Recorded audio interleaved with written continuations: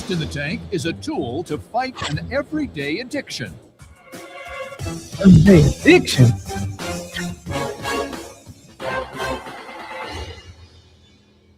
Hey Sharks, my name is Giancarlo Novelli. And I'm Danny Shimatelli. And we're seeking $75,000 for 5% of our company, Bloom, an innovative new way for you to take back your time. Sharks, the average American. I'm so sorry. One sec, sorry. Oh, dude, look at what Barbara just posted, bro. This is so good. Giancarlo, what are you doing? Wait, this is so funny, though. Dude, we're on Shark Tank right now. This is really important. Guys, I'm so sorry. I'm so sorry. Sharks, this is exactly the problem. We're spending hours a day glued to our phones. Yep. Exactly. The average American is projected to spend over 17 years of their lives staring at a phone screen. Crazy. As two college students, we tried everything to stay off our phones. Screen time limits, app blockers, but they were all just way too easy to bypass. So that's why we created Bloom, a stainless steel keycard that taps and locks your addicting apps. A simple, physical way to break your screen time addiction for good. Here's how it works. First, you open the Bloom app and choose the apps you find distracting. Then you press Start Focus and tap the Bloom card to your phone. You are now locked out of the apps that are stealing away your time. By leaving this card at a distance, or even with a friend or a family member, you have no way of accessing your distracting apps. And when you're ready to get back online, go back into the Bloom app, hit M Focus, and tap the Bloom card to your phone to unlock your distractions. It's as simple as tap it, block it, leave it, lock it. Trademark that. So Sharks, are you ready to help millions stop scrolling and start living with Bloom? Help me right. And we are back with another Shark Tank reaction video. I am your host, Dave, a 10+ year intellectual property attorney, dealing with everything from patents, trademarks, copyrights, trade secrets, and I actually like the concept of this. Now, I guess I have some challenges on whether or not I would want to leave the card with somebody, especially if you're like, say, a loner or a lone wolf, and it's just you and you're kind of maybe remote, or you kind of really don't trust anybody like that to actually give this card to, and it's just laying around your house. That almost defeat the purpose. But I like the ideal. I was thinking about it the other day, man, back in the day with these phones.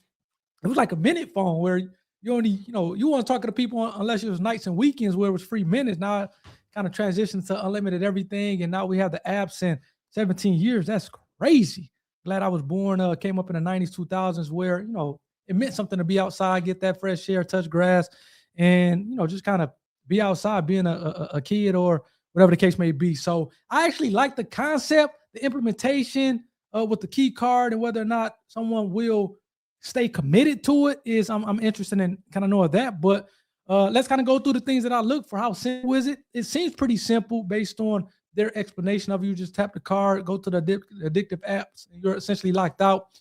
Leave the card with somebody, and when you kind of want to get back on those apps, then you essentially kind of tap the card to your phone. So I actually like the concept, and it seems like it's pretty straightforward to use. Now, how effective is it? They wanted $75,000 for 5%, which is a $1.5 million valuation.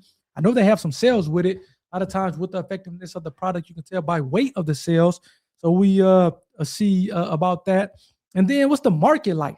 This is definitely, as they did talk about, there's other apps out there, or platforms, apps, whatever, tools, whatever you want to call them, to try to lock you out of your phone so that you're not spending as much time on the phone. I'm not sure how effective those are. I don't use them personally. I know they mentioned some of them. You guys have to let me know in the comment section how effective those other tools are to the extent that you are using them. But this is definitely something that's interesting, and can be a niche product that can really kind of gain steam, especially with, I think, kids, because I think that's more important and more than anything is for the kids to be able to, I have a daughter, and I'm like, do I get her a phone? Do I not get her a phone? I see other kids her age having a phone. I'm not in a hurry to get her a phone, but to the extent that I do get her a phone, this may be something where I can tap it so she can kind of stay locked out of those apps and until she's kind of around me or whatever the case may be. So I do think it can be a hit with the kids for sure. We'll see if that comes up by one of the Sharks. And then what's the intellectual property? Are they protecting their IP?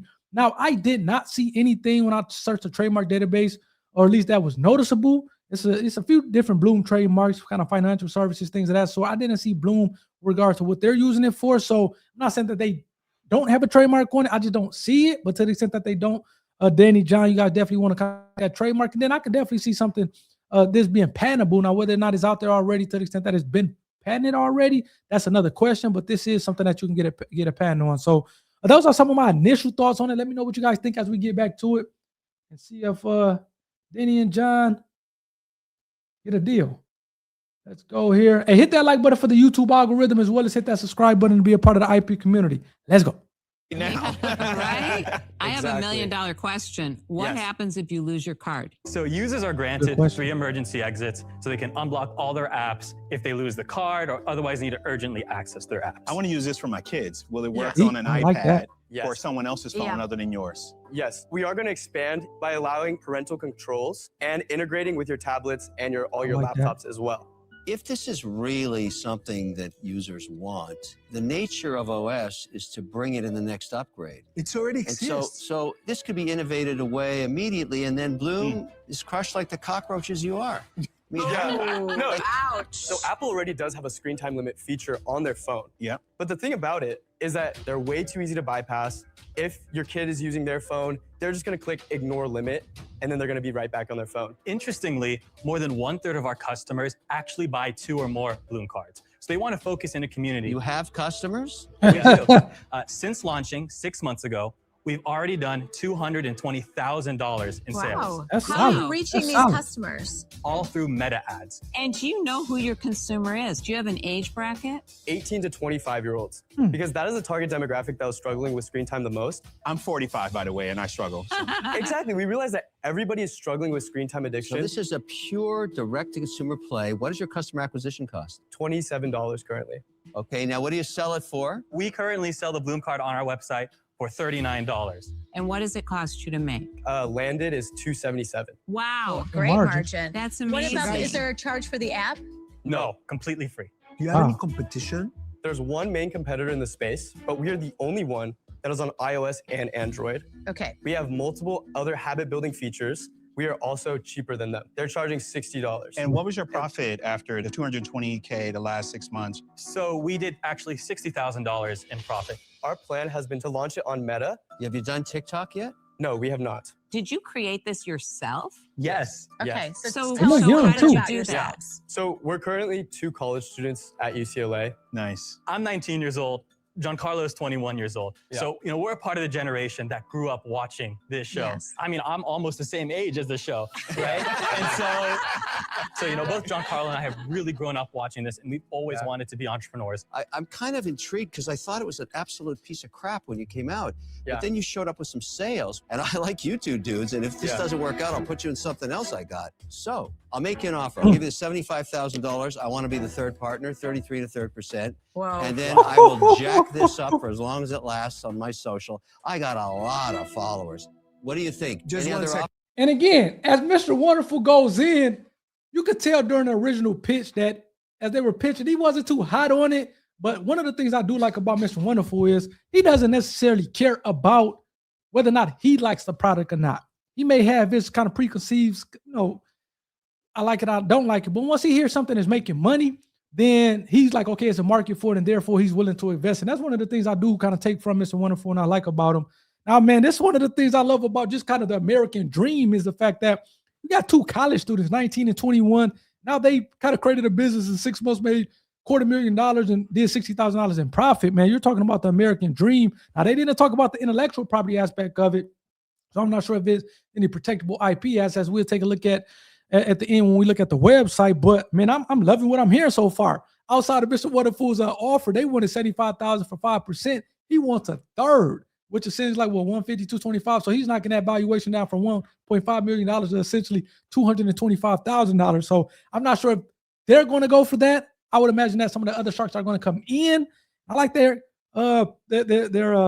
margins. You're talking about what, $2, just under $3 landed just for the card. You're selling this a one-time fee of $39. There's great margin. Now they're going to continue to build on different features and add-ons as time goes by. So, man, I love it. I'm kind of shocked that it was 18 to 25 years old as a customer base. I thought it'd be a lot younger, but that's great because there's room for opportunity because I can see this thing being great for kids, parents holding the cards, and as kind of, you're teenagers or a preteen and, the parents being able to kind of like them out. So it'll be interesting that they push that market whether or not it kind of sticks, because I'm actually surprised. I didn't think, a college student or somebody's just graduating from college, if they'd be that big on it, but it seems like that's kind of their big customer. So that's one of the cool things about business. As you go through it, you may be thinking one thing, but the businesses take you a whole nother direction. Let me know what you guys think as we kind of pull the show back up and see if these gentlemen gets a deal. Let's go. Offers? My kids, they have screen time limits. They're like, Dad, would you please give me 15 more minutes?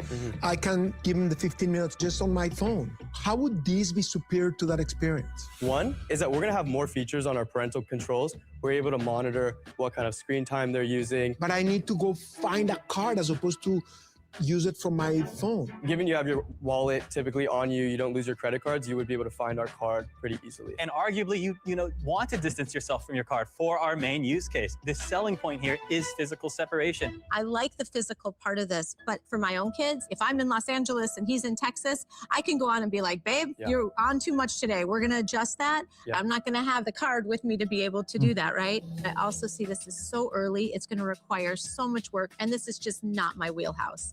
And for those reasons, I'm out.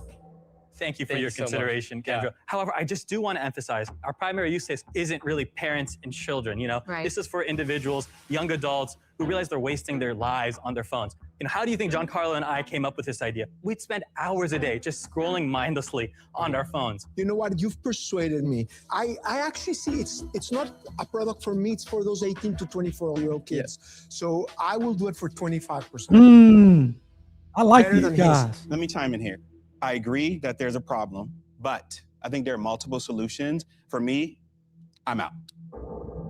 Listen, guys, I was very, very impressed watching the both of you. And I think that Shark Tank has actually helped create people like you. But I think it only takes one great idea to change your life. And I see that coming in you. I don't think this one is it yet. So on this one, I'm going to be out.